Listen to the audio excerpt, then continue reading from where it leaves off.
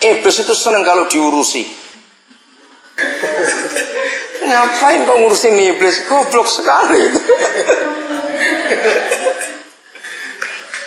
Justru mereka selalu cari gara-gara karena senang kita urusi. Nah, iblis itu senang kalau kita urusi. Kita gobloknya kita sendiri kalau kita mengurusin mereka. Jadi kalau ada orang yang bersalah, kita harus terima. Kita pun bisa salah. Amin.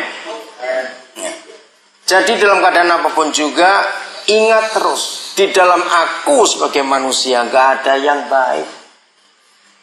Saudara, ayat itulah membuat kita itu gak bisa sombong. Sama sekali gak bisa sombong. Untuk itu, biarlah kita mengerti betul-betul apa yang Tuhan katakan. Berapa hari yang lalu saya tuh ketemu seorang yang saya gak pernah ketemu. Tapi cukup lama, bertahun-tahun saya itu kalau keluar negeri ke apa, orang ini ngurus tiket. Nah, dia tuh heran, dia saya pergi terus. Nah, akhirnya paginya itu saya bilang, karena nggak ada yang disuruh untuk ngambil, pas saya ke daerah itu saya akan ambil, begitu. Nah, saya tidak tahu kalau orang ini sudah lama pengen ketemu saya. Nah, saya datang, ya saya pakai batik biasa gini, saya bawa noken saya itu. Terus setelah saya ambil, saya dikasih minum, orang ini tanya begini, jadi Pak Daniel di mana sekarang? Loh, saya kaget. Pak Daniel siapa? Dia rasa salah juga itu. Waduh, jadi kami semua tertawa. Loh, Pak Daniel siapa? Loh, Bapak ini siapa? Dia begitu. Ya saya dari Alexander. Hah? Dia kaget. Loh, dari tadi itu ngomong, aduh dia malu sekali. Saya suka dosa. Saya nggak harap mempermalukan dia itu, enggak gitu. Dia malu, dia lari ke dalam aja, enggak ada. Apa sudah duduk di situ, sudah ngomong, sudah minum. Dia itu nggak nyangka kalau saya itu orangnya. Akhirnya agak lama dia keluar lagi. Aduh, kasihan tuh mukanya merah, nggak tahu jadi apa itu mukanya. Nah, terus ada orang yang saya ajak, terus dia ngajak gue. Jadi ibu ini ngarepkan ketemu siapa. Dia nggak bisa ngomong juga. Terus akhirnya dia cerita. Oh, saya pikir Pak Daniel itu yang begini begitu. Bapak kok sederhana sekali, cuma begini saja. Maunya suruh apa? Saya bilang begitu. Karena kalau lihat Bapak ini pergi begitu terus, oh begini saja. Loh, saya bingung sendiri. Dia maksudnya ini mau ngharapkan kayak apa, saya juga tidak tahu. Nah, jadi pembicaraan itu saudara, hal yang luar biasa. Satu kata yang dia katakan, oh jadi Bapak itu rendah hati sekali ya. Terus saya ngomong ayat ini. Ingat, dalam diri kita manusia itu nggak ada satupun yang baik. Apa yang kita mau sombongkan? Kalau saya pakai kalimat ini, dengarkan jangan marah. Bau saja sombong. Ngerti kata itu? Ya, terus saya sering berkata, kucing itu berbulu nggak mandi nggak bau, saudara. Kita ini nggak berbulu mandi pakai menyanyi bau juga. Ya tahu, bau aja sombong, apa yang mau disombongkan? Ya. Kiranya hal ini akan menyadarkan kita supaya kalau ada apa-apa dari suara kita ya, jangan kita perbesar masalah itu. Katakan amin. Buang-buang waktu. Ingat, jangan pernah ngurusin setan. Seneng mereka diurusin. Ingat kata-kata itu. Kenapa Yesus mengajar kita harus saling mengampuni? Ya karena itu hukumnya. Itulah kasih. Selama kita masih sadar bahwa kita bisa salah paham, salah ngerti, salah perasaan, salah pikir, salah bicara, salah makan, salah minum, salah apa saja, maka kita harus bisa menerima orang lain bersalah kepada kita. Amin. Bisa bayangkan kalau begitu keadaannya kita ini aman. Setan pun ngejengkel lihat kita. Karena mereka nggak akan sempat bisa kita urusi lagi. Karena kita nggak mau bodoh. Kita bukan hamba iblis yang urusi iblis, tapi kita hamba Tuhan. Amin, untuk menyelesaikan pekerjaannya di bumi. Nah, apa tujuan akhirnya daripada semuanya itu? Kita harus tahu tujuan akhirnya. Roma 8, kita lihat. Tujuan akhirnya ada di Roma 8 ayat 29.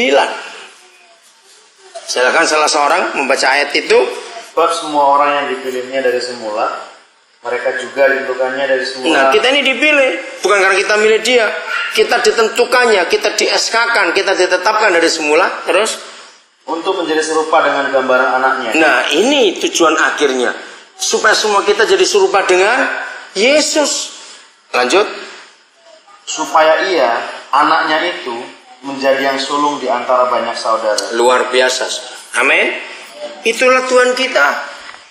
Tujuan akhir Bapa kita memanggil kita, menjadikan kita orang yang terhormat karena kasihnya. Ternyata dia punya tujuan. Semua kita pada akhirnya harus jadi sama seperti Yesus. Amin. Jadi sebelum kita bereaksi apa-apa menghadapi keadaan dan orang-orang di sekitar kita, dengarkan kalimat ini. Sebelum kita bereaksi apa-apa menghadapi orang-orang dan keadaan di sekitar kita, selalu ingat ini, bahwa semua keadaan ini Papa izinkan supaya aku jadi serupa Yesus. Amin. Semuanya, termasuk kalau ada keadaan-keadaan buat kita kecewa, ada sesuatu buat kita sakit hati, itu pun bagian daripada proses itu. Maka itu jangan ngurusi masalah, nggak ada gunanya. Apalagi memperbesar masalah. Goblok sekali kita ini. Nggak ada gunanya. Selesaikan apa yang Tuhan percayakan buat kita. Jadi ingat, tujuan akhir cuma satu. Kita jadi apa? Serupa dengan Yesus. Itu tujuan akhir. Maka itu reaksi kita. Ketika apa-apa yang terjadi gak enak dalam diri kita, keadaan berubah sekalipun, tetap ingat, ini akan dibuat Papa untuk saya jadi seperti Yesus. Kalau Tuhan izinkan orang bicara apa tentang kita, jangan pernah membalas atau membereskan. Telan saja, terima saja. Bukan kita bodoh, tidak. Karena itu bagian daripada rencana Tuhan.